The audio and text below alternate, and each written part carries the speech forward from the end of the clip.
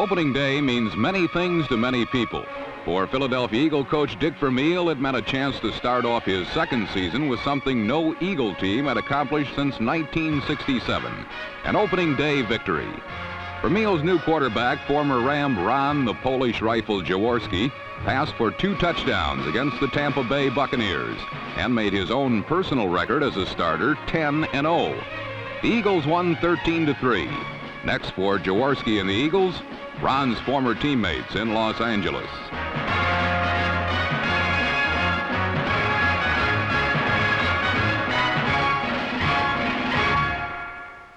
One of the few upsets even bigger than the Eagles winning an opener is for the Redskins to lose one, because in a dozen years of coaching openers, George Allen had never lost one, at least not until last week in Giants Stadium.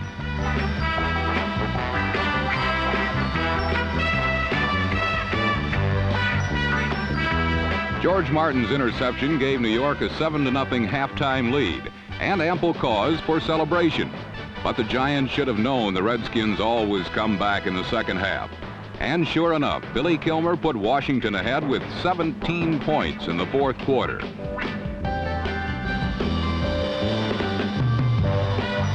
But then before anyone knew what was happening, some very uncharacteristic activities took place.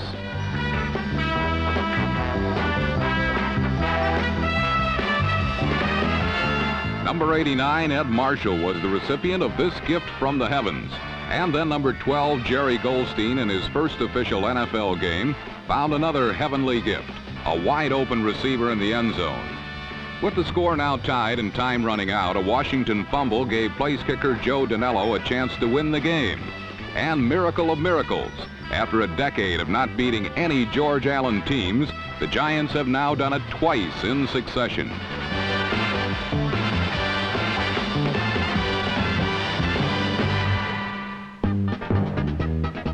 And speaking of winning streaks, the Minnesota Vikings had not lost a home game since Roger Staubach's famous Hail Mary pass of season before last.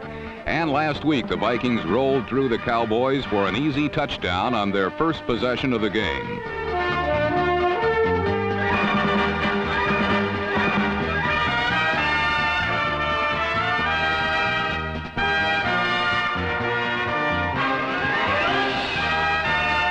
Chuck Foreman's romp had the Vikings in the lead for most of the game, because most of the game was played out in the middle of the field by 2 tough and determined defensive clubs.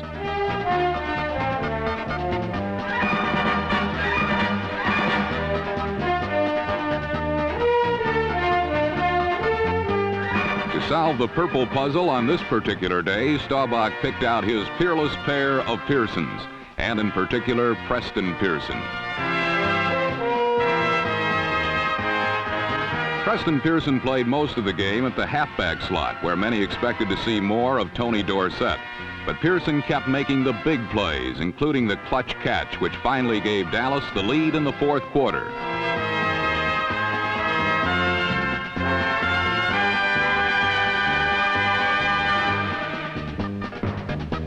Pearson had 15 carries and 5 catches for well over 100 yards. Tony Dorsett's pro debut consisted of 4 carries for 11 yards and a fumble. As Coach Tom Landry said later, "I want to see Tony get the experience, but this wasn't a good day for him to get experience."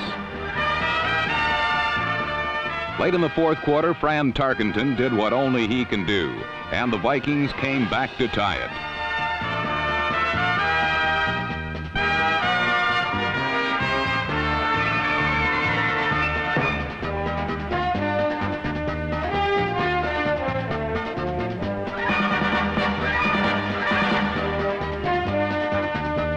The Cowboys had a chance to win in regulation and blew it. But in overtime, Roger Staubach, in his own way, made sure of the outcome.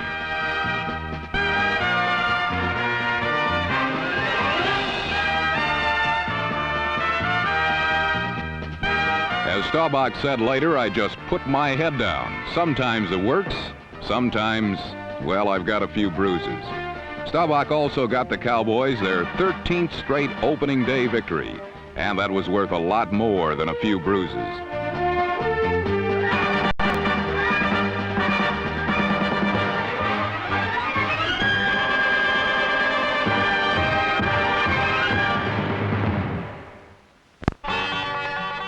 Buffalo's Rich Stadium, where quarterback Joe Ferguson returned from a year of injury carrying a football. It would be the last time a Bill would have a firm grip on things all afternoon.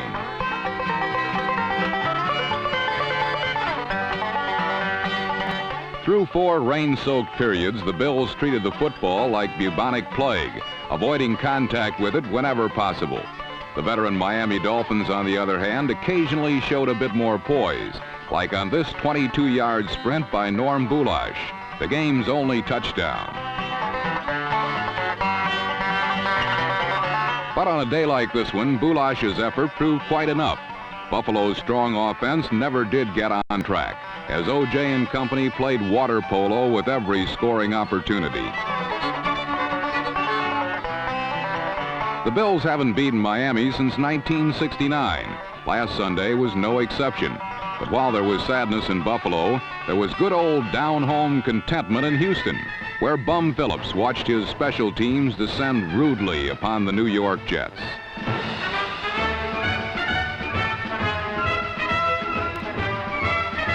Actually, Jet punter Dwayne Carroll's failure to get this kick away didn't seem so bad in view of what happened later on when he was successful. For when punting to the Houston Oilers, a team must deal with the most explosive pair of white pumps on the continent, those worn by Billy White Shoes Johnson.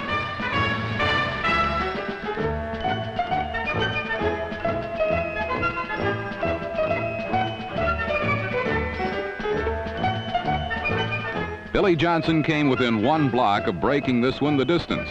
As it was, his 71-yard return set up one of Houston's 3 one-yard touchdown plunges, this one by rookie Rob Carpenter, as Houston shut out the Jets 20-0.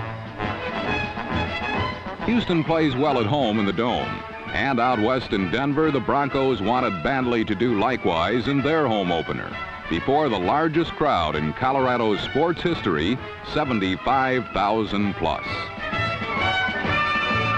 At times, the visiting St. Louis Cardinals self-destructed, making Denver's task easy.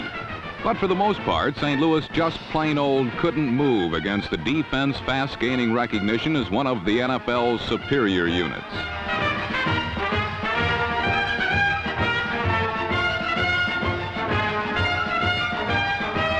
Few teams have sacked Cardinal quarterback Jim Hart 3 times in a single game. Even fewer have shut his offense down completely. But the spirited Bronco defense did both. And when they asked the offense for help, Otis Armstrong delivered.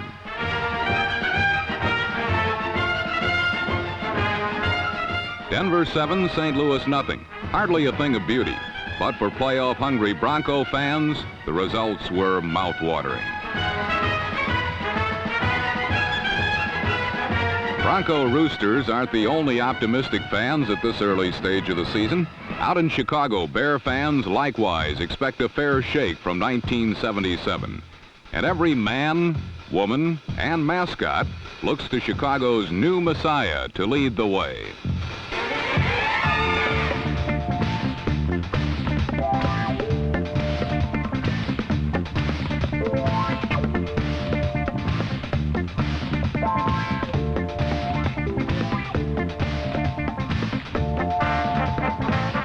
The effortless stride and elusive grace belong to Walter Payton, the latest in a vintage line of Chicago Bear game breakers.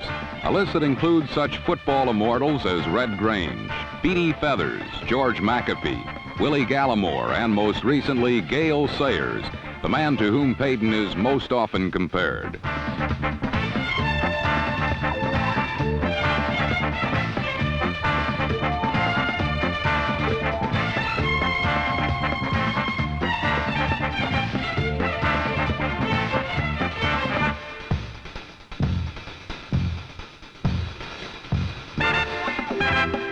Like Sayers, Payton inspires and leads by example.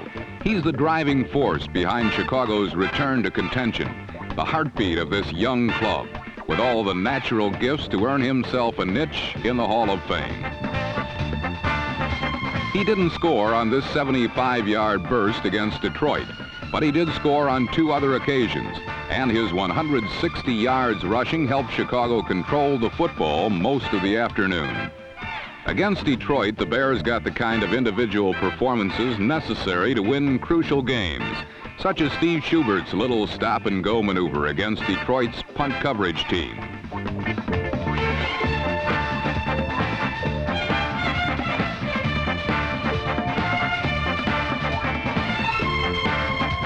"73 yards later, the Bears were well on their way to a big Central Division victory. Many football analysts have picked this team to unseat the Minnesota Vikings as Central Division champions. But the Vikings say they fear the Lions more than the Bears. Perhaps it's time they had a change of heart.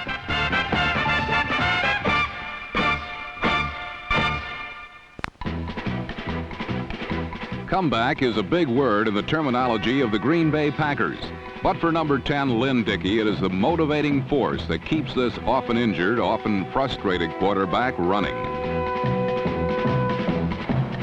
Throughout Dickey's 7-year career, injury and a weak supporting cast have combined to subdue number 10. But last Sunday against the New Orleans Saints in the Superdome, Dickey began getting some of the team help he has long needed, as the Packers sped to an early lead on the open field brilliance of number 40, Willard Harrell.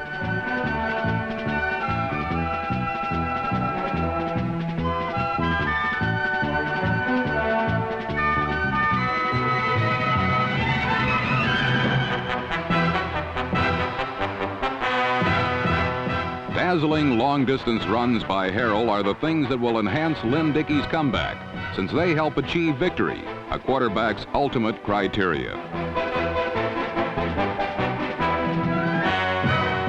Dickey certainly has the arm to win, and it is certain receivers like Ken Payne won't hurt his chances for a successful season. 24 first-half points confirmed the Packers' revival. But in the second half, the comeback tide shifted towards the game's other quarterback. Like Lynn Dickey, number 8 Archie Manning's injury-prone condition has combined with traditionally weak teams to keep him from fulfilling expectations. But last Sunday, Manning's once injured throwing arm showed total recovery.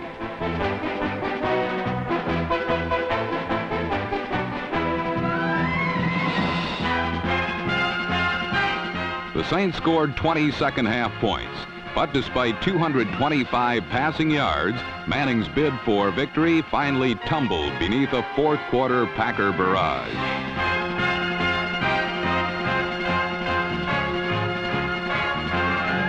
Archie's showing, however, confirmed that number 8 may well be ready to at last claim that great season which has thus far eluded him, while the Packers hope Lynn Dickey's strong initial bid will finally head the Packers down that rough and rocky comeback road. The Baltimore Colts aren't concerned with a comeback, but rather a continuation of last season. Burt Jones to Roger Carr showed mid-season form last Sunday as the Seattle Seahawks fell 29-14.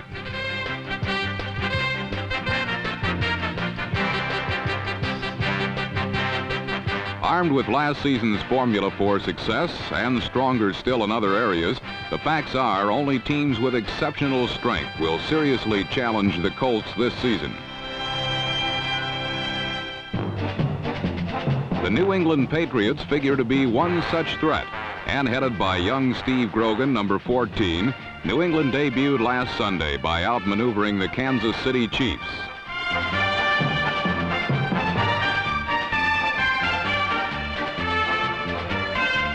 400 yards of total offense were amassed as big play and balance were used to perfection.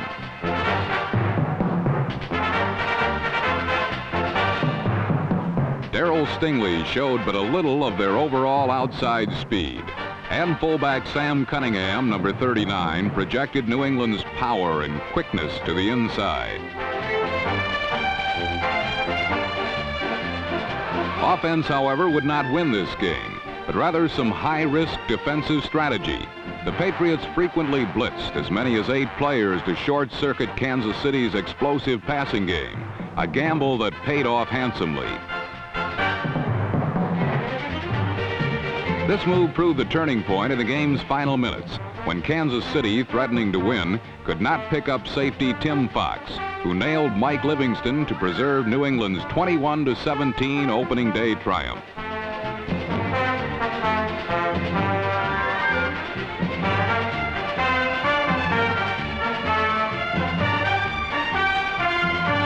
New England collected the spoils made sweeter by chance, while Kansas City faced the sad realization that it is going to get worse before it gets better. In Cincinnati, the season sprang to life with Bengal fans convinced that they finally had the bodies to overtake Pittsburgh in the AFC Central. Top draft choices Eddie Edwards, number 73, and Wilson Whitley, number 75, are baby Brahma Bulls, and they have beefed up the middle of the Bengal defense. Whitley and Edwards have been side by side since the first day of training camp, and they led the way to 5 straight preseason wins for Cincinnati. But in their first pro game for keeps, it was the surprising Cleveland Browns and quarterback Brian Sipe who stole the show. Sipe teamed with a former Colorado University basketball star named Dave Logan on a 42-yard fly pattern to set up 1 field goal. Then the Cleveland ground game surprised Cincinnati with anonymous performers like number 38, Larry Poole.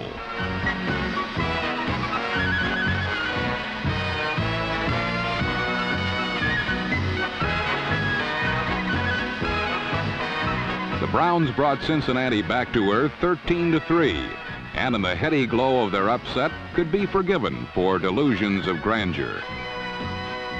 But the real number 1 team in football was at home in the Oakland Alameda Coliseum, preparing to do a number on the San Diego Chargers. The Oakland Raiders never gave San Diego's revamped offense a chance to get started.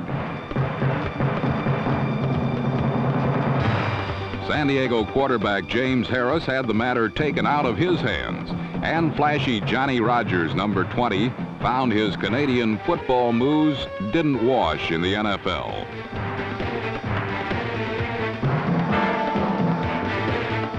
Rodgers had a rough day as the Chargers, who had averaged 24 points a game during the preseason, were held to exactly 24 less than that by the Raiders.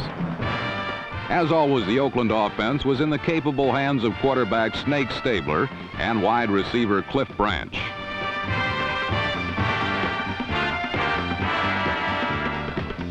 In the end, Oakland had strummed the Chargers for the 8th straight time, in this case 24-zip. Another West Coast team was expected to win handily last week against their longtime patsy.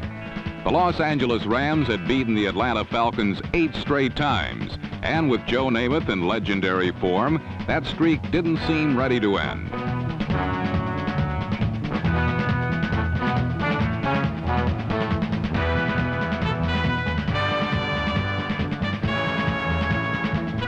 Some Ram fans were worried when LA lost 5 of 6 preseason games, but Namath sent his team soaring to the early lead with a skyscraper to tiny Harold Jackson.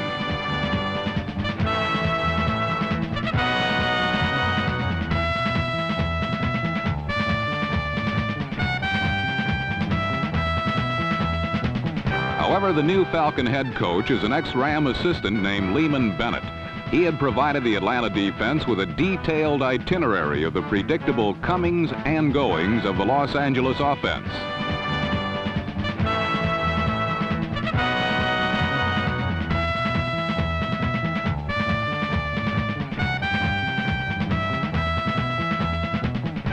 For Joe Namath, it was deja vu time. A flashback to all those long afternoons he had spent examining the turf of Shea Stadium while he labored for the woeful Jets.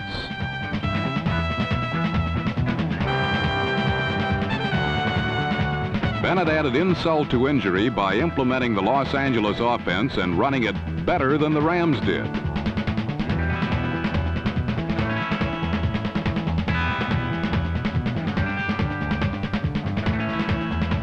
Number 24, Haskell Standback, continued the form that made him the preseason's most prolific runner. And behind quarterback Scott Hunter, Atlanta ground out 2 dull but deadly touchdown drives.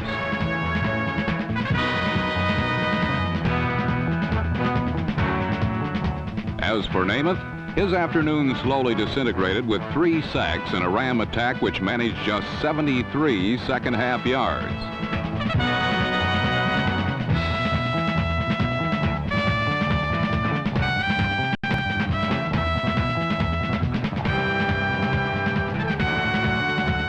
While the aggressive Falcons celebrated their first victory over Los Angeles since 1973 and a possible power shift in the NFC Western Division, Joe Namath contemplated an uncertain future with a new team, but the same old problems.